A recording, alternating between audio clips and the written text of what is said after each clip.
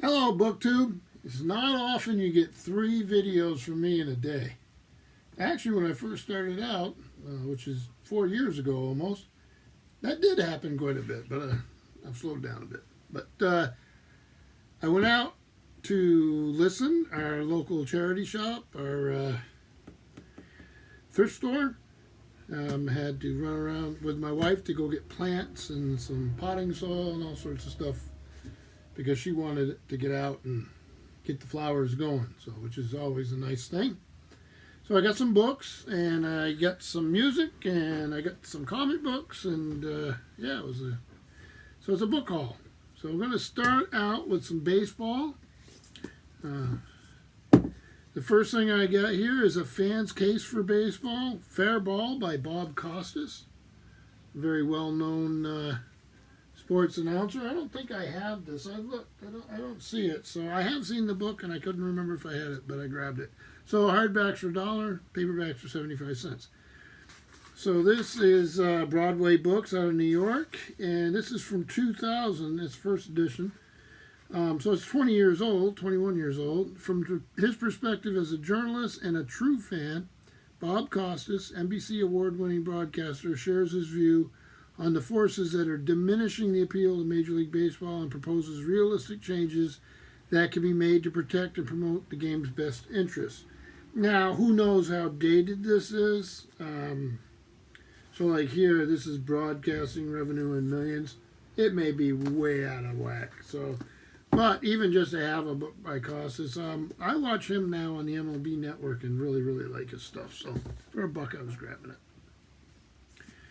Now, the other baseball book I got here, and I've seen this one on BookTube. So this is not just unique to me. I've seen it and wanted to read it. And this is The Last Boy, Mickey Mantle and the End of America's Childhood. This is by Jane Levy, New York Times bestselling author of Sandy Koufax, which now I'm going to want to find. This is, what a wonderful end papers. And this is, let's see, Harper. And it's a first edition from 2010. Mickey Mantle is a big part of... He was a big part of the history and lore of baseball, right? He just was quite the amazing player. So I'm excited to have this. And, yeah, a little bit of baseball. I'm trying to set these up so that I can easily get to do the Steve Pyramid at the end, but I don't know if it'll work. So Mickey Mantle is a New York Yankees fan, and I am not. I like baseball. I like all teams. But rivalries are fun, right? Yeah, I don't like to take that too far. But the Red Sox and Yankees have a history. But the Yankees and everybody have a history because they won so much.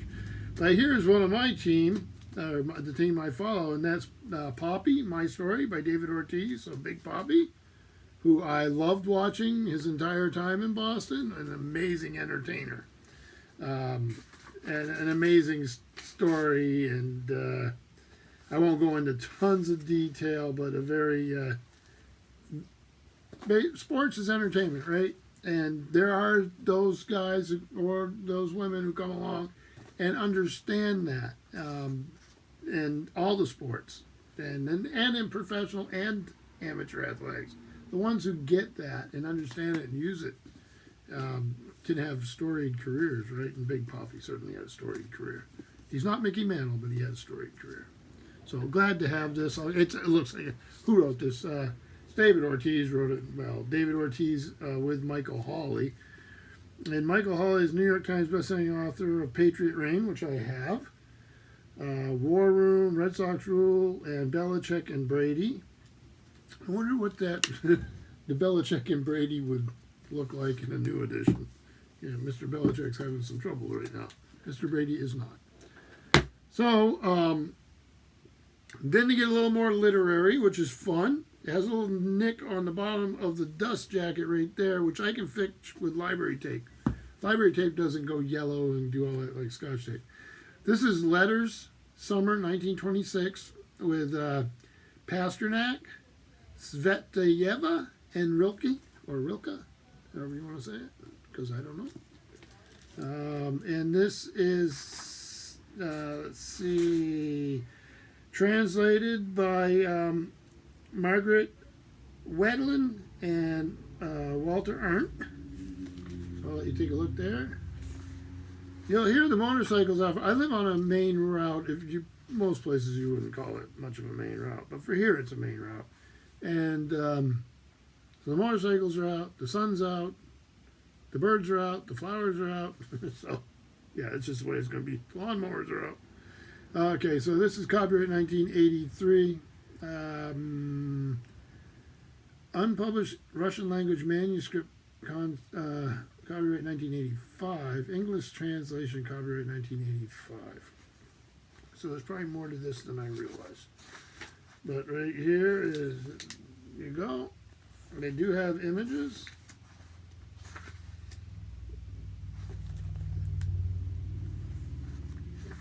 I am a fan of Russian literature. I spent time in Russia and Ukraine and Moldavia and all that. I have some Russian authors I like more than others. But these are ones I like. Well, Pasternak's one I like. Svetayeva is one I know about because I've read some background information on Akhmatova. And Rilke, I think I only, what is it, his notes to a young poet or whatever. Was that him? Yeah, it was. I wonder if they give a list of bibliography of the works. It does look like it has a pretty good index. That doesn't mean you're going to list what I want.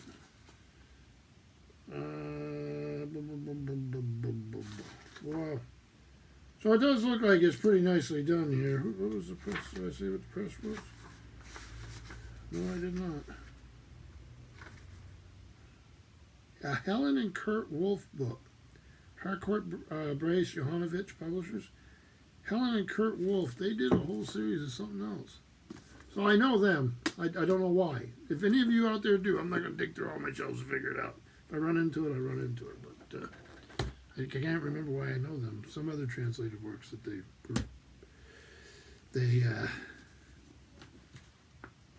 worked with. Then this next one here needs no introduction on BookTube. This is Alison Weir. This is Mistress of the Monarchy, The Life of Catherine Swynford, Duchess of Lancaster. Hardback, nice condition. I'm not into her fiction. Her nonfiction is pretty interesting. And I don't go crazy about the English monarchy or anything, but I like to know, some of it can be interesting. This is Ballantine Books out of New York, 2009, first U.S. edition.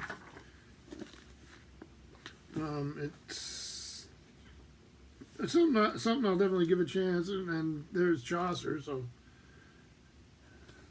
we do some coverage of Chaucer. That'll be fun. So, yeah, I mean, like I say, I don't really do well with the fiction part, but some of these books I end up really liking. I've got a few of them, so we'll see. Then this next one, I think might be a hint.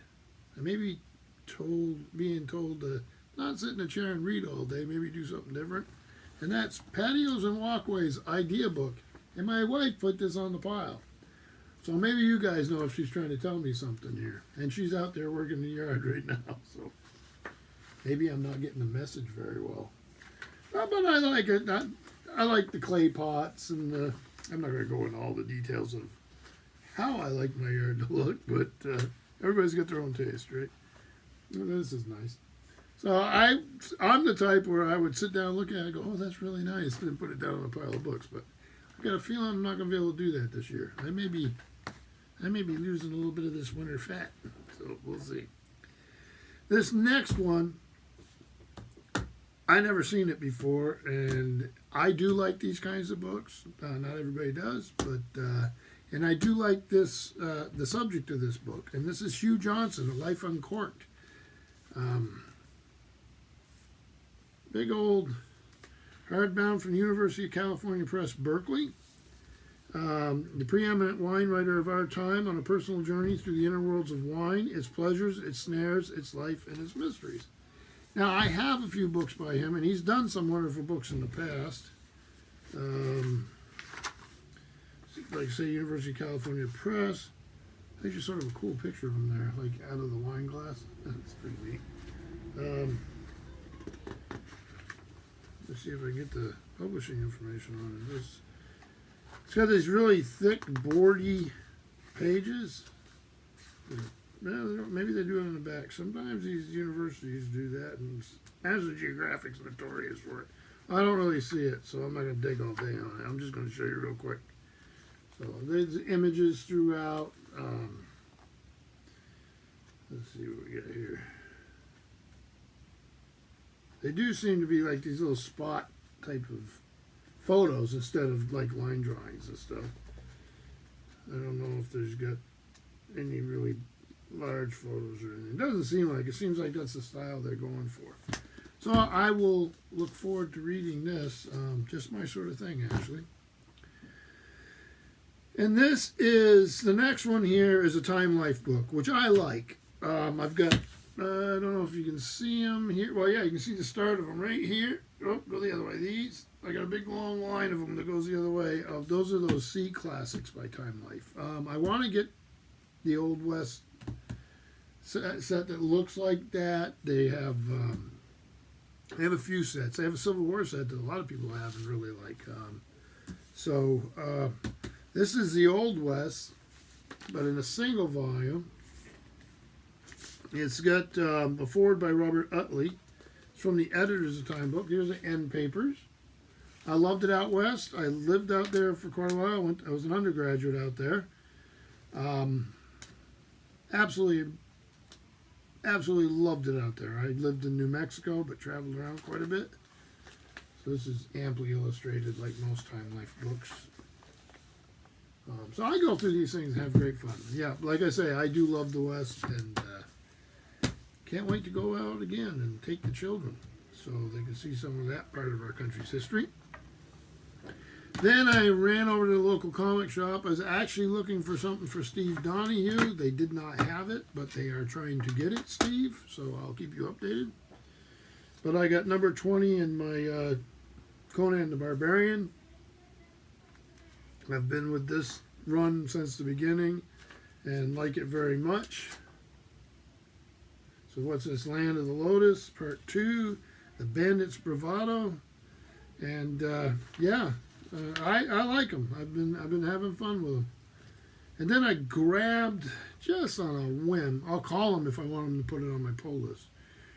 This is Dungeons and Dragons at the Spine of the World, number 1. This is cover B. Sort of cool for those of you who play D&D. I can hear everybody outside in the yard. Written by Amy Garcia and AJ Mendez. Art by Martin Kokolo. They don't say, so maybe the cover is the same.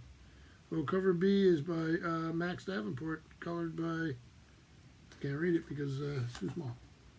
Maybe you can read it. So I'll give it a shot. I don't know anything about it. I took a quick look through it, and I thought, hey, it looks interesting. So I don't know. It's number 1 of how many. Maybe it'll be a whole series, and that's what I need, more comic books. And then, we'll just run along. This is long. I'll just show you. I get these 50-cent CDs, and I can take a risk on them as far as condition and stuff because they're so cheap. So I got Sergei Rachmaninoff plays Rachmaninoff, Concertos 1 and 4. These were recorded in 39 and 40 and 41. So there you go. Oh, you're getting a picture of me. There I am holding it. Isn't that sort of cool? Not really. So there we go. Then I got the Kronos Quartet, who I like. This is Pieces of Africa. I think I've heard it before, but I did not own it.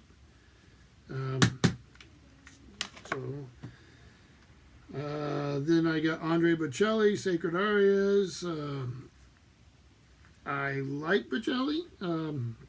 So this starts off with Ave Maria, Sancta Maria, a couple more Ave Marias. So I'll listen through to it. I've heard most of the stuff, so I've probably heard this before. And then this last one, I got to take the sticker off. I got this for my wife. She really likes Barbra Streisand. I do too. This is Duets. So she's singing here with Barry Manilow, Barry Gibb, Neil Diamond, Bryan Adams, Ray Charles, Frank Sinatra, Celine Dion, Donna Summer, Barry Gibb, Johnny Mathis. That ought to be interesting. Let's see here. Chris Christopherson, who I like, Don Johnson, Kim Carnes, Vince Gill, Michael Crawford, who I really like, Harold Arlen, and Judy Garland, and Josh Groban. So here, you know, it's been around forever. I just grabbed it for her because see if she enjoys it. So that's it. I've got 3 videos up today, which is a little crazy for me. It doesn't happen very often. Probably won't happen for a long time to come. But thank you, BookTube, and have a good weekend.